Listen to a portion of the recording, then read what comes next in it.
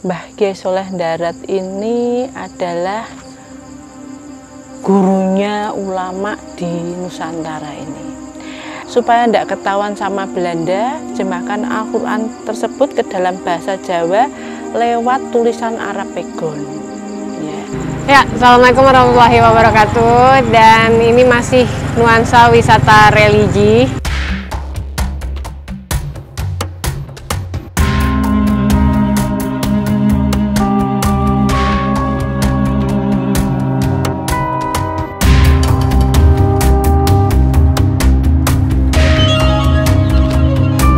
Masih tetap bersama Jurnal Intan Indigo.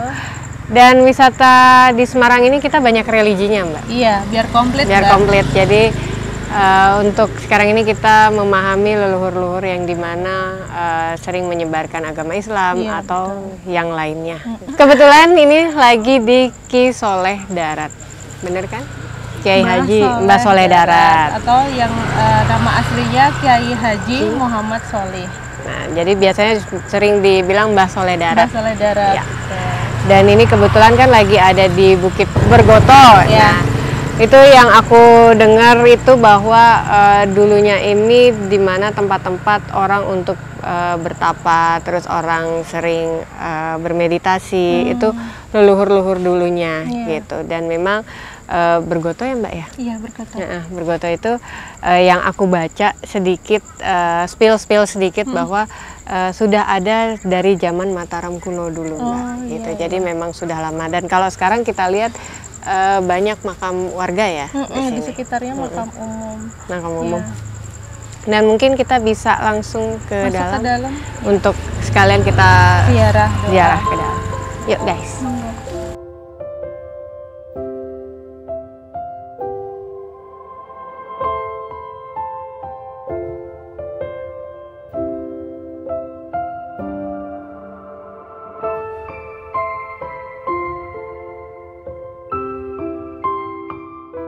Assalamualaikum warahmatullahi wabarakatuh.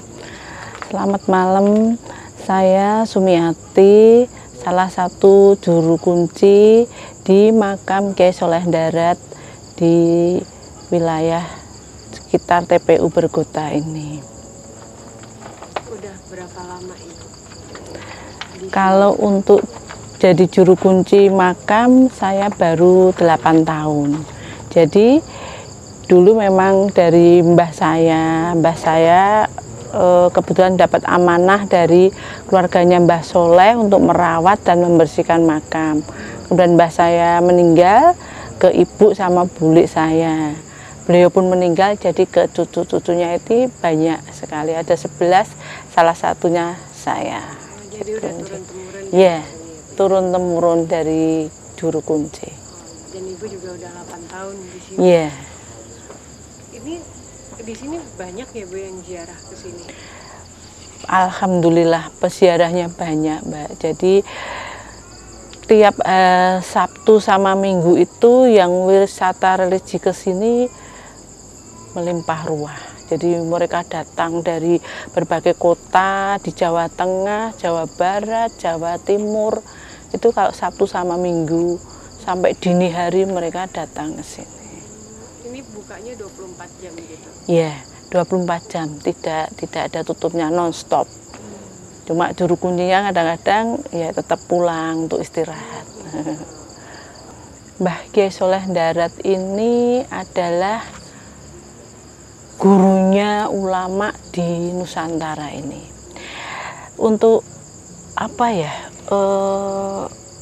maksudnya jasanya beliau itu, jadi Mbah Kyai Soleh Darat itu seorang ulama, seorang kiai yang menerjemahkan Al-Quran ke dalam bahasa Jawa. Jadi pada waktu penjajahan Belanda itu kan untuk sekolahan tidak boleh, untuk pengajian tidak boleh. Jadi bagaimana caranya Mbah Kyai Soleh Darat ini memberikan pelajaran kepada warga untuk menyiarkan agama Islam ini supaya tidak ketahuan sama Belanda. Kemudian Mbah Soleh ini menerjemahkan Al-Quran tersebut ke dalam bahasa Jawa lewat tulisan Arab Pegon. Ya, jadi itu dikira Belanda bahasa Arab, tapi itu sebenarnya bahasa Jawa, tapi dengan tulisan Arab Pegon. Gitu. Kemudian Mbah Soleh berhasil menyiarkan agama Islam. Kemudian Mbah Soleh juga itu menulis kitab-kitab banyak sekali. Yang baru diketahui sekarang baru sekitar 14 kitab Mbah Soleh. Mbah Soleh juga mempunyai beberapa murid yang terkenal, yaitu Kiai Haji Hasyim Asy'ari, itu pendiri NU, itu muridnya Mbah Soleh. Kemudian Kiai Haji Ahmad Dahlan, pendiri Muhammadiyah, juga muridnya Mbah Soleh. Juga Raden Ajeng Kartini, itu juga muridnya Mbah Soleh. Untuk murid-muridnya yang Mbah Soleh yang lain tuh banyak sekali. Kiai-kiai ada yang di Yogyakarta, ada yang di Pekalongan, ada yang di Purworejo, itu banyak sekali. Jadi sampai yang terkenal pun Ibu Kartini itu juga termasuk dari muridnya Mbah Soleh, iya. Jadi untuk R.A. Kartini itu pada masa itu R.A. Kartini kan termasuk salah satu perempuan yang cerdas, karena beliau itu pada waktu itu yang bisa sekolah sendiri. Tapi untuk mempelajari Al-Quran ini, R.A. Kartini itu begitu sulit, tidak memahami. Jadi kenapa Al-Quran ini semua kok tulisannya Arab? Maksudnya apa? R.A. Kartini tidak tahu. Tapi setelah Mbah Kiai Soleh Darat ini mengadakan pengajian di rumahnya R.A. Kartini, kemudian menerjemahkan Al-Fatihah ke dalam bahasa Jawa, itu baru R.A. Kartini itu mudeng. Oh, ternyata setelah Romo Kiai Soleh Darat ini menerjemahkan surat Al-Fatihah ini, rasanya dunia menjadi terang. Rasanya saya baru tahu kalau Al-Quran itu terjemahannya seperti ini. Nah, sehingga beliau itu R.A. Kartini menjadikan yang selama ini gelap ini menjadikanlah terang. Itu sebenarnya kalau kita apa ya, kita mengkaji sejarah itu tulisan apa surat-surat R.A. Kartini ke sahabatnya Nyonya Abendanon di Belanda, kemudian jadi apa buku itu, saya kira kurang tepat ya Mbak ya, karena yang dimaksud habis gelap terbitlah terang ini ya ini. Jadi dari Al-Quran ini yang tadinya tidak tahu sama sekali, kemudian diterjemahkan sama Mbah Soleh, R.A. Kartini baru menyadari, oh selama ini gelap, tapi sekarang menjadi terang setelah saya tahu Al-Quran Al-Fatihah diterjemahkan ke dalam bahasa Jawa. Kemudian terjemahan Al-Fatihah ini dibuat kitab sama Mbah Soleh, namanya kitab Faidur Rahman. Kitab tersebut terkenal Mbak. Kemudian waktu R.A. Kartini menikah, itu dihadiahkan sama Mbah Soleh, dihadiahkan ke R.A. Kartini. Iya. Ya, kalau untuk Mbah Soleh sendiri itu aslinya di Kedung Jumbleng, Mayong Jepara. Iya, jadi Mbah Soleh itu aslinya Jepara. Kemudian Mbah Soleh punya guru namanya Kiai Murtodo. Mbah Soleh di Pek Mantu, jadi di Jalan Mantu. Kemudian Mbah Soleh rumahnya pindah ke Semarang di Kampung Darat. Sampai di situ sampai meninggal, akhirnya namanya Kiai Soleh Darat karena rumahnya di darat. Tapi sebenarnya aslinya di Jepara. Nih. Itu sebelumnya aku mau tanya, itu ada makam dua di situ, itu makam siapa ya? Ya, betul. Jadi yang sebelah barat itu makamnya Kiai Soleh Darat, yang sebelah timur istrinya, ya, Mbah Nyai Siti Aminah, istri yang ketiga. Beliau berasal dari mana istrinya? Istrinya dari Purworejo. Jadi Mbah Soleh itu di Mekah itu beliau menimba ilmu di sana itu seangkatan dengan Kiai Nawawi Banten. Kemudian seangkatan lagi dengan Kiai Kolil Bangkalan. Itu teman-temannya Mbah Soleh ya, seangkatan. Kemudian Mbah Soleh mengajar di sana, mengajar di Mekah. Nah, oleh sahabatnya Mbah Soleh yang bernama Mbah Hadi Giri Kusumo yang dari Meranggen, itu beliau berpikir, wong Indonesia kok mengajar di sana. Kemudian Mbah Soleh dijemput sama Mbah Hadi naik kapalnya dari Mekah sana, dibawa pulang tapi disembunyikan ke dalam peti. Mbah Soleh dimasukkan ke dalam peti biar tidak konangan, terus dibawa pulang. Tapi sampai di Singapura ketahuan sama Belanda kalau di dalam peti itu ada seorang kiai namanya Kiai Soleh Darat. Akhirnya dibuka, didenda, suruh bayar denda. Nah sama Mbah Hadi Giri Kusumo, karena tidak ada uang, akhirnya jamaah yang ada di Singapura itu dikumpulkan, suruh urunan untuk membayar denda tersebut. Kemudian Mbah Soleh bisa bebas pulang ke tanah Jawa untuk menyebarkan agama di sini. Jadi Mbah Soleh itu ya berarti tetap sama ayahnya itu juga ikut pergerakan zamannya Pangeran Diponegoro. Jadi bapaknya Kiai Soleh itu namanya Pak Umar itu bersatu dengan Kiai Sentot, berjuang melawan Belanda di tahun itu, pergerakan Pangeran Diponegoro 1825 sampai 1830 nggih. Itu jadi berperang bersama. Nah, terakhir Ibu, apa pesan-pesan Ibu buat generasi muda ini, Bu? Kan sejarah ini kan banyak kurang. Iya. Semoga bisa membuat kita bergugah semua. Tadinya saya juga berpikir begitu. Anak-anak muda sekarang ini kan pergaulannya begitu bebas, begitu vulgar. Tetapi saya masih punya harapan karena untuk mahasiswa-mahasiswa yang dari UIN, dari Unwahas itu ternyata mereka masih muda-muda, mereka mungkin punya program untuk ini, ada Mbah Kiai Soleh Darat, sehingga mereka itu sering ke sini. Nah, dari situ saya mempunyai harapan bahwa anak-anak muda sekarang ini sepertinya untuk mendalami mendalami sejarah Islam, saya kira masih bagus. Cuma saya berharap tuh lebih banyak lagi yang tergerak hatinya gitu loh, untuk peduli dengan tokoh-tokoh ulama-ulama yang sudah banyak sekali jasanya kepada agama Islam. Kan banyak sekali kan ulama-ulama yang di beberapa tempat. Kalau untuk berkota sendiri ini selain Mbah Soleh Darat tuh banyak. Jadi ada Kiai Dahlan Salim bin Sarkasih, itu tokoh Kiroati. Nah, kemudian ada lagi Kiai Samud. Kiai Samud itu kiai yang itu menjelma jadi gelandangan. Ya, itu Kiai Samud. Kemudian ada Pangeran Puker. Terus sini banyak sekali Mas Habib bin lain. Sudah. Kalau ini TPU Berkota ya Mbak, tempat pemakaman umum Berkota ini terbesar se-Jawa Tengah.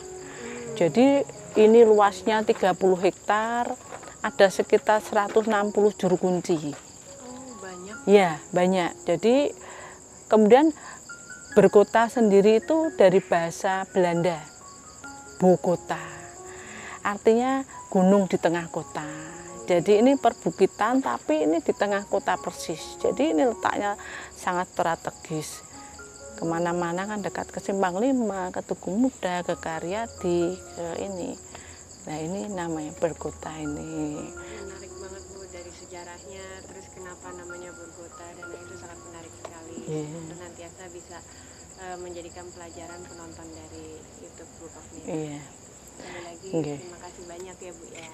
Kalau harapan saya Mbak buat peziarah yang di sini, buat tamu-tamu yang di sini tuh, saya selalu berpesan bahwa ini makam, kita ke sini tetap mintanya kepada yang kuasa gitu. Saya selalu mendoakan bahwa mereka-mereka itu semoga diberikan kesehatan, panjang umur, keberkahan gitu aja. Sekali lagi makasih banyak Ibu. Iya. Sama-sama Mbak. Udah berziarah ke makam beliau, makam Mbak Soleh Mbak Darat. Soleh Darat masih ngintip dulu. Malam Mbak, udah malam. Jadi di situ kalau aku ya Mbak ya, merasakan dari beliau itu orang yang ngayom. Ngayomi. Mengayomi dan bisa dibilang untuk mendidik seseorang itu penuh kesabaran. Itu yang aku rasa ya tadi. Kalau Mbak sendiri gimana Mbak? Dari sosoknya beliau, Mbak Soleh Darat itu tergambar saat doa tadi itu tegas Mbak, tegas dan nggak kenal lelah. Makanya kan beliau belajar ya Mbak, belajar dan juga menjadi pengajar juga di Mekah, Tanah Suci Mekah. Artinya beliau tidak kenal lelah untuk mencari ilmu, untuk menimba ilmu, apalagi untuk penyebaran agama Islam. Karena ada pepatah juga nih mengatakan tuntutlah ilmu sampai ke negeri Cina. Bukan berarti sampai ke negeri Cina, tapi sampai sejauh mungkin. Dan yang bikin aku kaget tadi Mbak adalah beliau ternyata guru dari sosok perempuan Indonesia, Ibu Kartini. Gitu. Jadi tadi aku sempat kaget juga, beliau adalah gurunya beliau adalah gurunya beliau. Gimana tuh Mbak? Mbak Soleh Darat gurunya Raden Ajeng Kartini. Iya, dan kita kayaknya harus belajar wisata religi lagi ke beberapa tempat lainnya, karena yang aku tahu dari masing-masing tokoh, kiai satu dan yang lainnya itu punya cara sendiri untuk menyebarkan agama Islam. Ada yang dari kesenian, dari wayang Mbak. Kalau beliaunya ini mungkin ada cara berbeda. Dan caranya tadi adalah menuliskan Arab, aksara Jawa, diterjemahkan gitu. Kan Al-Quran diterjemahkan dengan aksara Jawa. Dan itu juga katanya tadi pakai bahasa Arab tapi bahasanya bahasa Jawa Mbak. Iya. Gitu. Itu kayak saya dulu juga sering nulis biar nggak ketahuan orang, pakai bahasa Arab, jadi biar nggak ketahuan, dikira tulisan Arab. Itu caranya beliau karena di tengah Belanda. Dan memang di sini ini tadi memang aku ngerasanya adem Mbak, adem. Terus tapi masih mungkin aku ke flashback sama yang dulu ya, dalam arti kata beliau ngajarinnya tuh gimana. Jadi bukan meja tinggi gitu, meja-meja yang ini lah Mbak, yang pendek-pendek gitu. Duduk sila, terus yang mendengarkan pun banyak, tapi caranya bertutur katanya tegas. Ya, benar. Terus kalau Mbak ngerasain dari sana sampai sini gimana tuh Mbak? Kalau aku jujur dari pintu masuk itu udah berasanya, karena aku fokus sama Mbak Soleh Darat, itu ngerasanya udah auranya beliau yang adem, selalu adem, dinginnya tuh kayak yang nyes gitu. Karena beliaunya juga Masya Allah ya Mbak, masih sampai sekarang itu banyak yang datang ziarah. Tadi juga ada kan ya yang datang orang-orang luar itu banyak, dan ternyata juga banyak orang-orang yang masih datang, masih mendoakan gitu, yang dimana mengalir terus nih cahaya buat di sananya. Gitu. Gitu sih Mbak. Kalau Mbak Nana sendiri tadi waktu datang ke sini, baru di depan ke sini berasanya gimana? Kalau berasanya sih spooky ya Mbak ya, seram gitu. Karena di tengah ini ya, di tengah pemakaman. Karena tadi itu mendengar sesuatu yang mungkin apa ya Mbak ya, mengingat kalau kita tuh harus berbuat baik kasarannya gitu. Karena ada kayak mendengar ada orang teriak, ada orang apa, itu makanya aku kadang jarang Mbak untuk datang ke makam, itu jarang. Diambil sisi positifnya. Sisi positifnya ada. Iya, kita diingatkan dengan kematian, karena memang kematian datang kapan aja. Sahabat terdekat kita. Makanya harus berlomba-lomba berbuat kebaikan. Benar. Tapi alhamdulillahnya dapat ini sih Mbak, maksudnya dapat insight yang baik lah gitu, dan penguat-penguat yang baik gitu. Makanya aku tadi masih bisa aja, oh ada yang nguatin nih, ada yang ini gitu. Oke, buat kalian semuanya, tuntutlah ilmu sampai sejauh mungkin. Dan apa yang kalian niatkan untuk menuntut ilmu maka akan menjadi hasil yang baik. Jika kalian niat maka akan mendapatkan hasil yang baik. Karena menuntut ilmu itu juga termasuk, kalau dalam Islam itu Mbak, menuntut ilmu adalah seperti orang jihad di jalan Allah. Jadi jihad fisabilillah. Jadi insya Allah jika orang itu menuntut ilmu dengan sungguh-sungguh, ketika Allah mengambil dia saat belajar maka pahalanya begitu besar. Gitu. Buat kalian semuanya, diambil yang baik, dibuang yang buruk. Dan pesan dari Book of Nena, jangan lupa untuk kalian memilah dan memilih mana yang baik dan mana yang buruk, serta tuntutlah ilmu setinggi-tingginya. Belajar itu di mana aja, karena di semua tempat itu adalah guru. Guru yang bisa kalian tauladani dan juga bisa kalian ambil baik dan buruknya. Buat kalian semua, jangan lupa subscribe YouTube-nya Jurnal Intan Indigo dan juga Book of Nena. Jangan lupa like, share, dan komen. See you di next video dan wisata religi berikutnya.